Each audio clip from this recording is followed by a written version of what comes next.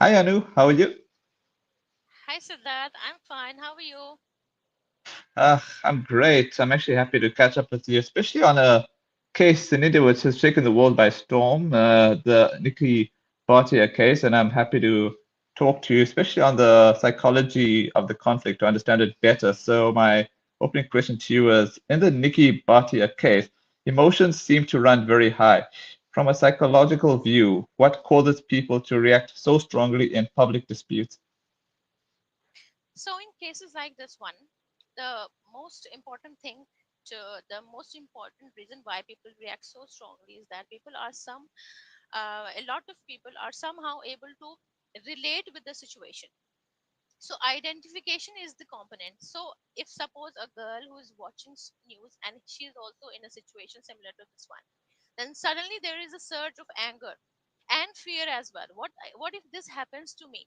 And Hmm. sometimes there are girls who have been through this situation and their loved ones are watching this kind of news. So if something has happened to me, could happen to me, or has already happened to one of my loved one, immediately I'll be able to make a connection with the situation. I'll be able to relate with the situation because I have been through what this girl went through, or my loved one, my daughter, my sister, my friend had been through what this girl has been through. So as someone who is directly involved in a situation like this one, or if I am associated with someone who is in or who could get in a situation like this one, it causes a sudden surge of anger for the accused as well as empathy for the victim and her loved ones. So identification and the empathy that or anger or other emotions that come afterwards when we relate to a situation personally, so it causes suddenly a lot of emotion. So this is one thing that makes people relate to a situation and strongly act in public scenarios like this. And also then there is moral outrage because the nature of crime here is social issue, which on the outside looks like it's just a dowry issue. So it also elicits strong moral condemnation, leading to heightened emotions. Even those people who are taking exchanging dowries, giving and taking dowries, they also know that, because intellectually at least they know that this is wrong to do. And a girl was killed or abused, or violence happened to her just because she was unable to bring dowry from her parents home, everyone intellectually at least understand that this is a wrong thing, this is something that socially wrong thing happened. So identification with the victim and moral outrage because something, it was some social issue. So these are the reason. Also then media amplification is also there. Mass media is continuously running the news, and they also, when they show a news in order to get high TRP, sometimes they unnecessarily sensationalize this. But this situation was already sensational. And the mass along with mass media, the social media, they also represent the situation in a very sensational way, in a very something that creates a sense of urgency. It feels like something, it's immediate and personal even to those who are not directly involved. Because if you see come across a news in which something wrong happens to someone and it is represented in a very sensational way, then you are directly being able to connect to it.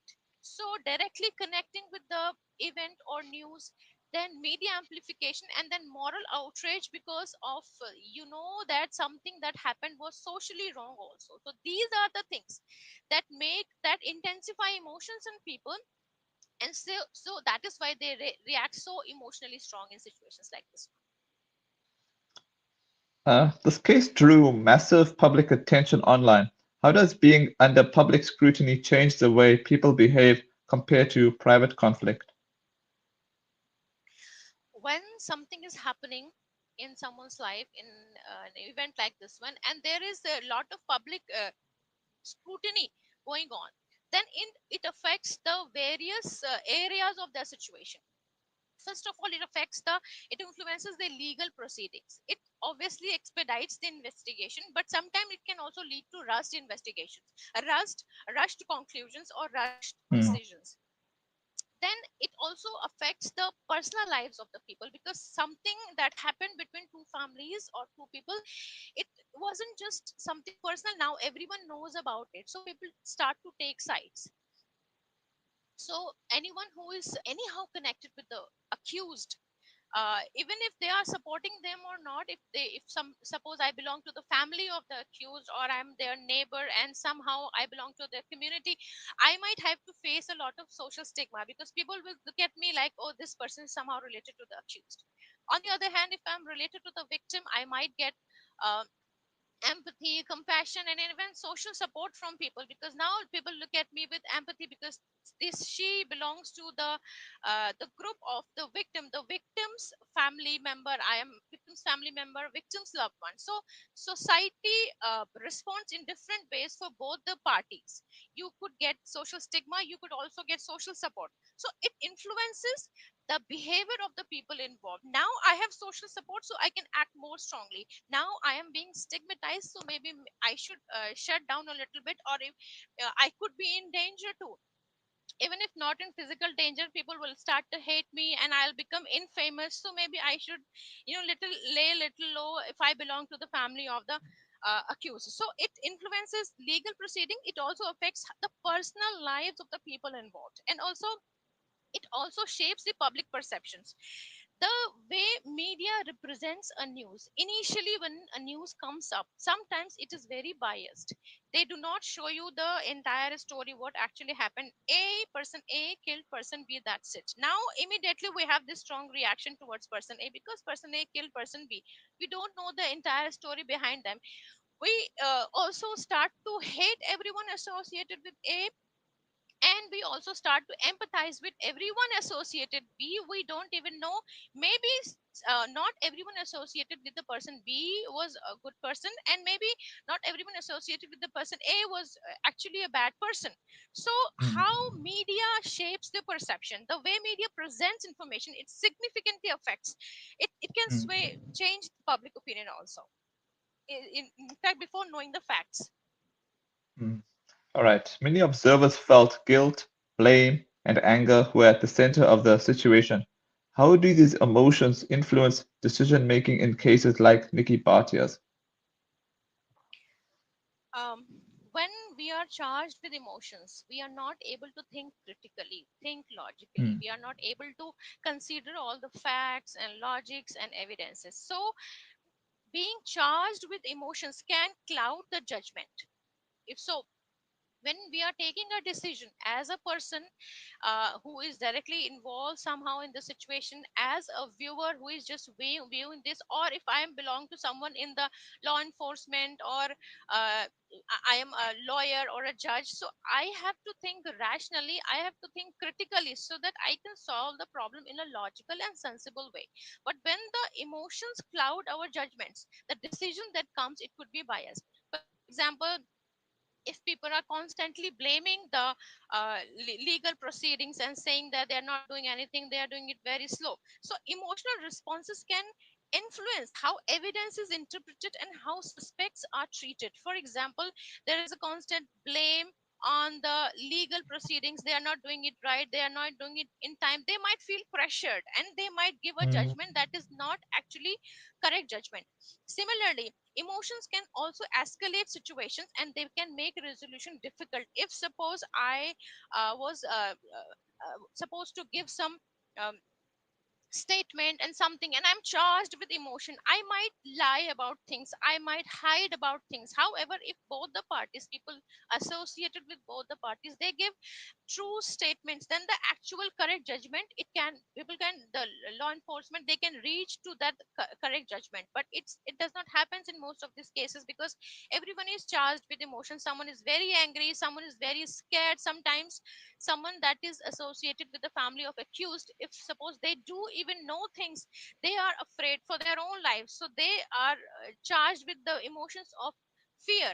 So any emotion, any negative emotion, if you are charged with that emotion, it affects the way you think, the way you behave, and the way you participate in something like this, a discussions, or if your statement or your evidences provided by you are being considered while judgment making, it might affect the judgment. Okay. My next question to you is, why do you think communities and bystanders are quick to take sides in cases like this even before the full story is known. So we humans have this tendency to simplify complex situation, and it happens a lot in case of like domestic abuse cases. A lot of my social media followers and my clients tell me that whenever they try to discuss their the domestic abuse that they are going through with the common friends or the family members that are related to both husband as well as wife, they try to take side or try to brush off by saying that, oh, these small things happen between everyone, or it's not a big deal, or maybe you are right, or maybe he's right. Because we humans have this tendency to, when we come across a news or a case like this, instead of trying to know both sides of stories, trying to give attention to all the evidences and all the logics and everything, we are quick at judgment. We quickly assign blame to one party, and it helps us make sense of the complex situation easily. We don't have to put much of our emotional energy, physical energy, and time, because the fact is that we do not have time and energy for everyone. So what is the best thing is to do, and it happens automatically. We do not do it in a planned way. Whenever we come across, for example, a boy kills a girl. When a girl reads this news, she immediately feels angry at the boy. But when boys get to know about this, maybe she was doing something, maybe, so they are easy to get take sides. Something happens between a Hindu and a Muslim. So what most of the people would do, Hindus will take a Hindu side and Muslims will take Muslim sides. If you go to the comment section of any such news on social media, you will see most of the people are biased, blindly taking side of one of the party. Only a very few intelligent people will come up and say, we need to know the stories of both the parties, then we should come to a conclusion. Should not judge a book by its cover, but it's human tendency to judge a book by its cover, to just immediately take a side so that we feel emotionally relieved. So, and also there is a natural inclination to support the victim and condemn the perpetrator even without complete information. As I just gave you the example of person A and Mm. person B, if a news flashes A killed B, the immediate reaction would be to feel sympathy for B because B got killed. We don't even know if actually A killed B or not. If B was trying to protect herself from A. So it's a natural tendency to take the side of the victim or to take the side of the person we relate to the most. So, and also the influence of media is also there. Media narratives, as I already said, can shape the perceptions. If like on social media, when something happens between two communities, people belonging to different communities or to different genders, mostly these both communities, most of the people are less intellectual, and when they try to get views and likes and share for that, if they create their social media contents, it's mostly biased. And when people who are not very intelligent or who are not very emotionally invested, these people, when they come across such social media posts, their immediate reaction will be to take side. So how media portrays it, whether it's social media or it's mass media, so mostly I'm talking about social media because it's mostly social media that's causing this mess. Mass media is still on a better position than social media, so it's media's influence also. Okay. I have a question for you in the comments here. This is from Hresh Jitan. Hi, Anu. How do we handle a person who carries past emotions and grievances? First of all, we do not handle them, because we what we can do is that we can request them to seek professional help, because not everyone has all the emotional insights. We are not educated on the psychological and emotional problems. And we also do not understand the theories, but people who are trained in this field, they do know everything. They know what could be causing this, what could be effect of these things on that person and the people who are in relationship with them. So it's better to suggest that person to seek professional help, because that is the right place. There they can handle these situations professionally. We can only, what we can do is that we can request them to seek professional help. All right. In situations like Nikki Bhatia's, how might past unresolved trauma or family dynamics play a role in shaping current behavior? I see a lot of family dysfunction here in this case. Although on the outside it might look like it was just a social case, dowry was being asked, and it was dowry harassment and dowry related deaths. But even if someone feels, because of social conditioning, someone feels that they are entitled to get dowry from their wife's family, and even if they're causing a little bit of emotional abuse also to force them to go and get dowry from their parents, they will not kill them. If someone can kill or cause physical violence or acute chronic emotional or psychological abuse, there is something wrong with them also personally. Hmm. So family dysfunctionality can create individuals who have emotional issues, personality issues, mental health issues, and have toxic dysfunctional beliefs. So this boy was definitely raised with the beliefs that you are entitled to treat your wife the way you want to, and nobody will hold you accountable. He even had an extramarital affair before. So in some families, maybe he grew up around adults who normalized this kind of behavior between husband and wife. I don't exactly know how his father treated his mother, but definitely he saw some men treat some women in his family, and everyone else normalized it. Nobody took stand for them. So when he was a little child, he was an innocent person, but as he grew up in those surroundings, in that particular community, in that neighborhood, in that family, among those relatives, among those family friends, he saw that happening to other women, and nobody raised a question, nobody dissented. So he believed it was okay. I saw that footage, that news footage in which he was being arrested, and he was saying that, oh, these things happen between all husbands and wives. He thought it was a normal marital dispute. He literally killed her, tried to kill her, and he thought it was okay because it was his belief that was saying. See, I'm telling you, not all bad people who do bad things know that they are doing bad things. A lot of Hmm. people think that they are not wrong because it's because of the beliefs that they are carrying from their developmental years. And the same goes for the girls also. The girl somehow believed that she deserved that. She felt unsafe in that house. She had a sister also who was also married in the same house, and somehow these girls felt that it was somehow okay. They normalized it because everybody else normalized it. Parents in India, most of the parents in lower class and lower middle class, they all their life they collect money to give dowry to their daughters, but they do not focus on the empowerment of their daughters because they don't think it's important. A lot of parents educate their daughters also. They even allow her to have a job, but they Mhm. don't want her to be empowered.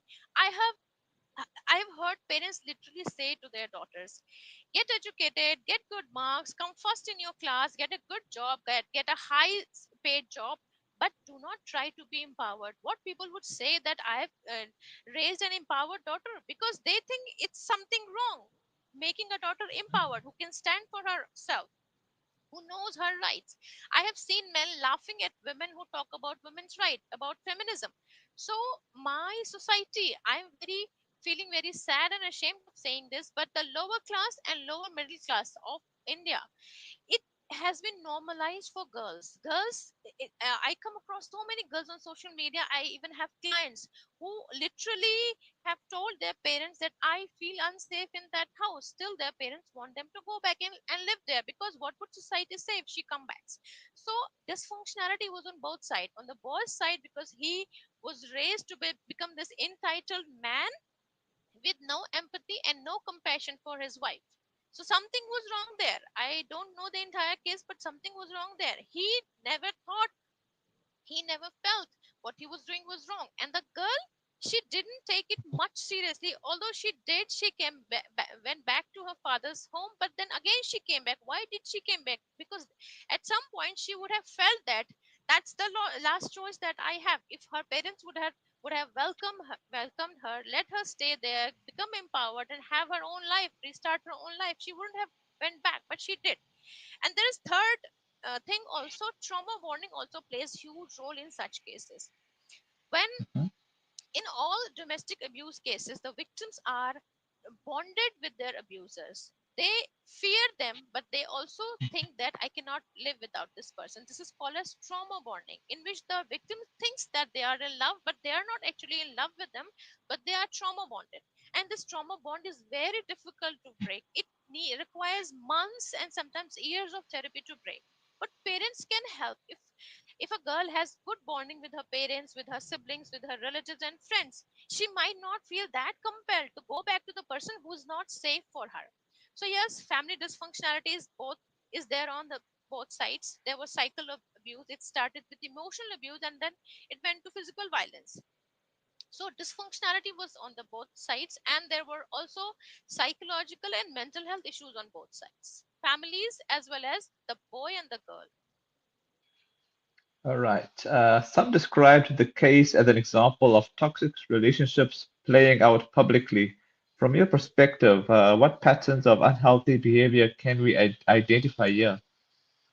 Yeah, as I just said about the trauma bonding, when a Okay. victim, when in a couple, if one is clearly abusing the other one, hitting, manipulating, controlling, financially abusing, and the other person still is living with them, then the relationship is toxic because they don't know how to break free. The victim does not know how to break free, and it happens because of trauma bonding.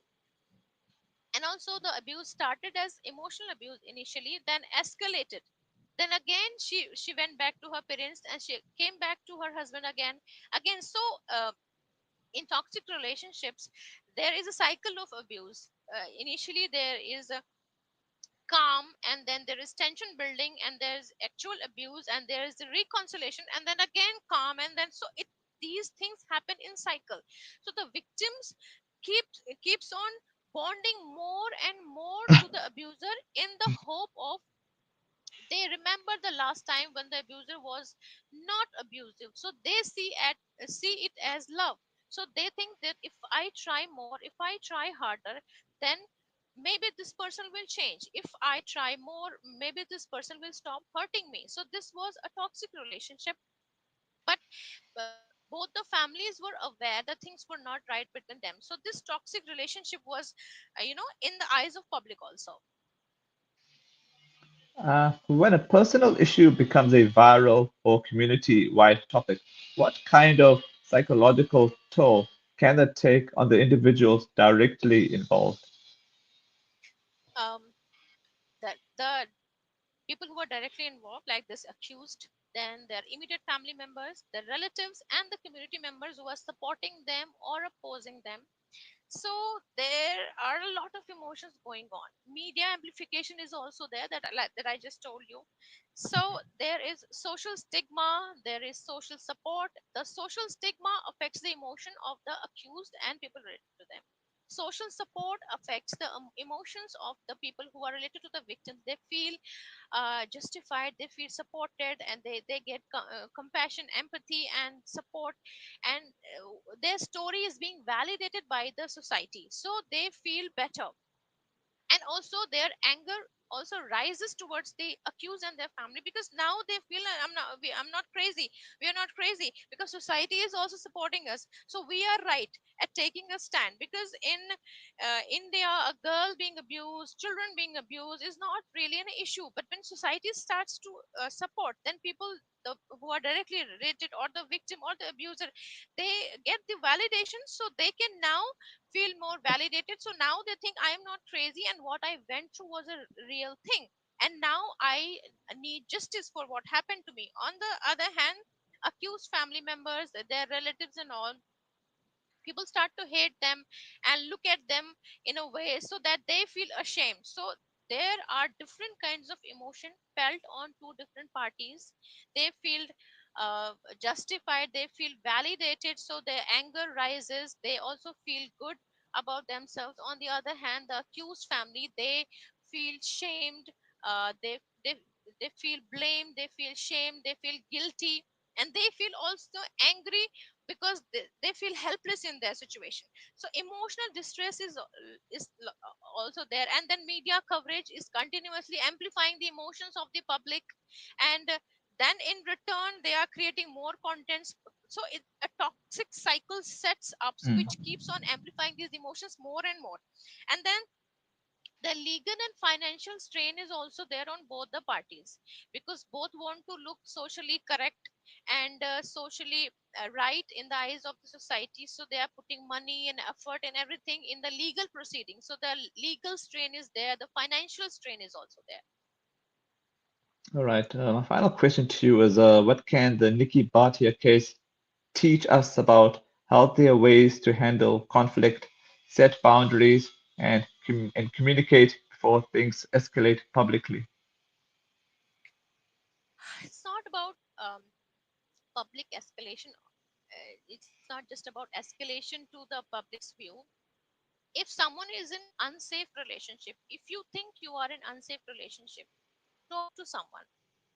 And girls, especially women who stay in domestic abuse relationships, it's because toxic relationships or narcissistic relationships, they think that they don't have a choice, because they tried sharing their stories with someone initially, their friends, family members, siblings, parents, and nobody actually supported them to the level so that they can take a step against their abuser. So it gives them a subtle message that maybe I don't have a choice, maybe I have to live up with whatever is happening. So if you are going through something that you think is not right, if you're going through domestic abuse, narcissistic abuse, spiritual abuse, any kind of abuse or violence, and you do not feel safe in your own home, please talk to someone. If you do not have a safe person like your parents, your siblings, do not validate your story, they tell you that's all in your head or you're just overreacting or something, then find a stranger. There are a lot of social media groups on Facebook. They are called as support groups. They are for domestic abuse victims, spiritual abuse victims, narcissistic abuse victims, even for chronic illness, chronic loneliness, or for all kind of distress. There are different social media support groups on Facebook. You can join these groups and you can share your stories. And it's important, since you are in a vulnerable situation, so it's important to share your story with safe people only, because some might take advantage of that.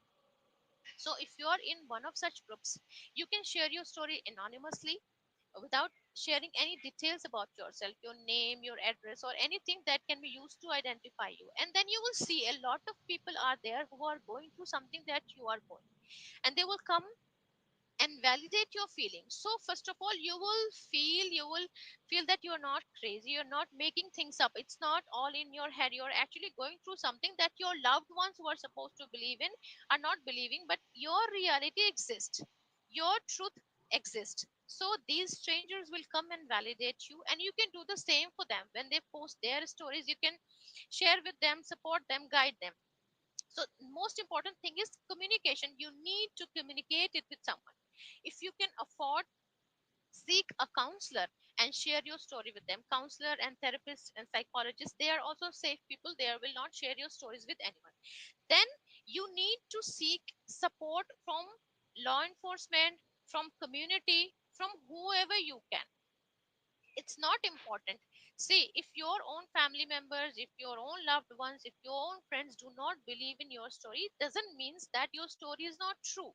Somebody has to believe in it, and you don't need to stay in the unsafe environment unless your own people are ready to believe it. What if they have their own agenda to not believe in this, which is happening in most of the Indian families? Parents think they will have to face social stigma if they uh, suggest their daughter for a divorce, or they will have to face the backlash from the boy's family for the divorce and all. And what if the girl comes and sits at home, it doesn't have a job, they will have to take care of her financial responsibilities also. So families have their agenda for not supporting girls in situation like this one. So you go out and try to talk to strangers and try to exchange experiences, how they overcame this, how they found support in the society, and try to. And if you are an unmarried girl watching this, first have a house, then get married, so that if something happens after marriage, you have a place to go, you have a safe place. Because most of the parents would say that is your home, you should go back. No, they don't say it overtly, but they would make you feel that you are a burden if you go back to them, even if your husband is beating. There are so many women sharing their stories on social media that I come across every day. So you need support. And it will start with sharing your story. So please go and communicate with someone. And if you are in a physically dangerous situation, immediately go to police and report it. And you can go and live with some of your relatives if your parents are not supporting, and you can gradually rebuild your life. It is possible. Counselors, psychologists, therapists can guide you step by step. There are coaches who can guide you step by step how to take those steps. It will start with believing in yourself. Do not expect people to believe in you if you are yourself not believing in yourself. And if you are a man who is in a similar situation, the same goes for you. You do not need to put up with your wife if she is causing you harm. Woman could be dangerous too. Woman could be abusive too. If you are ashamed of sharing your story, thinking that what people would say that he is a man and he's sharing his sob story, talk to someone who would believe. You can seek a therapist. You can seek a male therapist and share your story with them. So communicate, seek support. You deserve to live safely. You deserve respect, and you deserve to be in a loving relationship. That is all. Thank you. All right. All I gotta say that thanks so much for your time, and as usual, catch up with you soon. Yeah. See you too. Bye bye.